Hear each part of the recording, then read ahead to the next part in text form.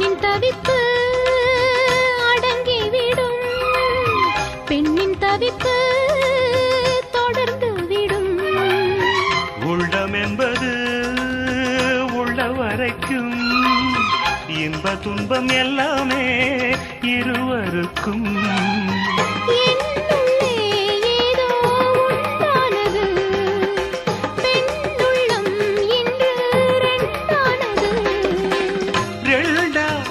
ஏது ஒன்றுபட்ட போது கண்ணுக்குள் 100 நிலவா, இது ஒரு கனவா?